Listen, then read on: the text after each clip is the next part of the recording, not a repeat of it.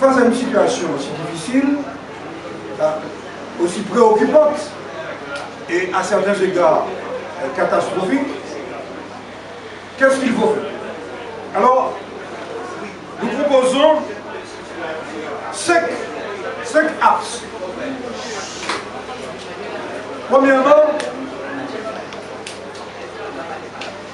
Premièrement, nous proposons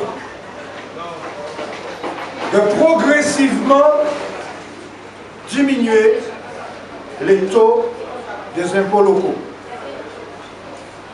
Diminuer les taux des impôts locaux tout en veillant à maintenir le produit, de façon à annuler l'augmentation du barème pratiquée par le gouvernement. Je m'explique. Les impôts locaux, il y a un taux qui est fixé, la taxe d'habitation, 23,95. Mais chaque année, le gouvernement augmente la valeur locative. En diminuant le taux, on diminue la pression sur chaque habitant, et comme la valeur locative est revalorisée, le produit de l'impôt, la recette pour la commune, reste la même. C'est ce que nous proposons. Pourquoi?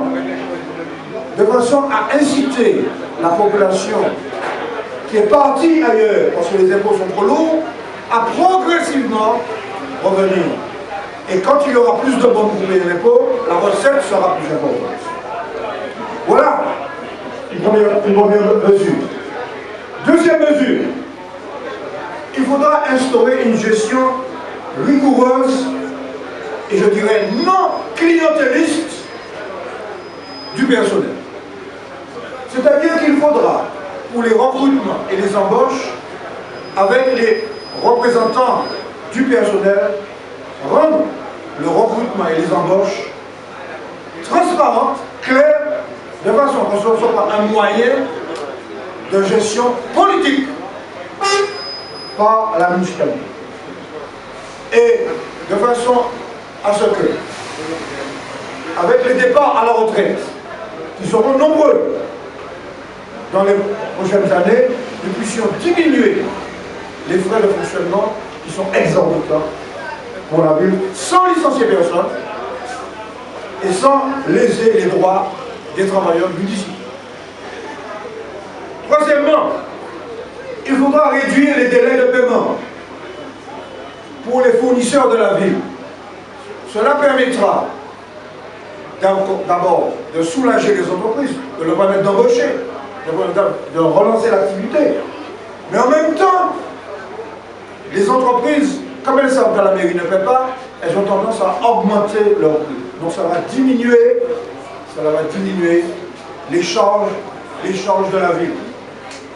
Quatrièmement, il faudra geler absolument l'augmentation de la dette.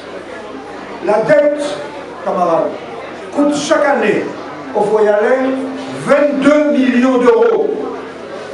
Le remboursement et les intérêts. Eh bien, il faudra geler l'augmentation. Certes, il faudra maintenir les emprunts. Les emprunts sont nécessaires, à condition qu'ils servent à réaliser de vrais investissements. À condition qu'ils servent à réaliser des investissements, les vrais investissements, à un moment donné, vont se traduire par de nouvelles recettes, parce qu'on aura créé des richesses nouvelles, et ça va alimenter les ressources. Donc, nous ne disons pas qu'il faut arrêter les emprunts, il faut les plafonner, et il faut mieux gérer les charges financières en négociant avec les banques qui ont prêté à la ville de façon à diminuer le coût de la dette dans le budget. Et enfin, la majorité aura à cœur de procéder à une mise en mouvement de la ville par une animation plus active des équipes municipales afin d'améliorer le service rendu dans l'optique de la solidarité avec la population.